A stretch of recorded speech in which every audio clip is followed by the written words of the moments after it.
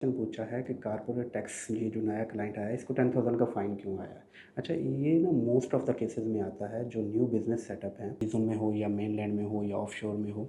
तो एक मार्केट में मिथ है कि कुछ अगर टर्नओवर होगा लाइक एज 375,000 टर्नओवर होगा तो आपको रजिस्टर करना है, बट ऐसा कुछ है नहीं। ये एक रॉन्ग इन्फॉर्मेशन है मार्केट में, क्योंकि ये 375,000 एक्चुअल में वैट रजिस्ट्रेशन का मैंडेटरी क्राइटेरिया है कि अगर आप वहाँ पे रजिस्टर नहीं करते तो आपको 10,000 का फ़ाइन आएगा।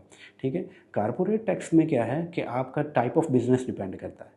एक बिजनेस अगर आपका सोल इस्टेब्लिशमेंट है या एलएलसी है। सोल इस्टेब्लिशमेंट के लिए क्या है कि अगर आपका टर्नओवर, क्योंकि आप सिंगल ओनर हैं, कि अगर सेल जो है वो 1 मिलियन से ज़्यादा है तो आपको विद इन जो टाइम पीरियड है आपको रजिस्टर करना है। अगर आप रजिस्टर नहीं करेंगे तो 10,000 का फ़ाइन आएगा। सेकंड चीज़ है कि बिफोर रजिस्ट्रेशन आपको books of accounts must maintain करने। अगर एफटी आपसे ये रिक्वायर्ड करता है कि आपका क्राइटेरिया मीट हुआ है या नहीं हुआ तो आपको books of accounts must maintain करने होते हैं।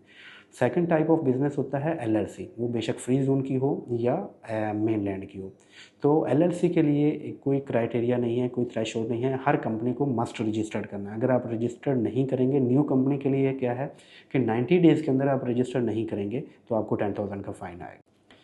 अगर आपके बिज़नेस में भी आपको 10,000 का फ़ाइन आया तो एक गुड न्यूज़ ये है कि एफटीए ने एक वेवर दिया हुआ है कि अगर आप फर्स्ट कारपोरेट टैक्स फाइलिंग कर रहे हैं विद इन 7 मंथ, अगर आप कारपोरेट टैक्स फाइल कर देते हैं तो आपका 10,000 का फ़ाइन वेवर हो जाएगा। हम ऑलरेडी बहुत सारे क्लाइंट्स का जो है वेवर करवा चुके हैं। अगर फर्दर आपको भी किसी असिस्टेंट की ज़रूरत है तो हमारी टीम एमएचआर से आप कॉन्टैक्ट कर सकते हैं।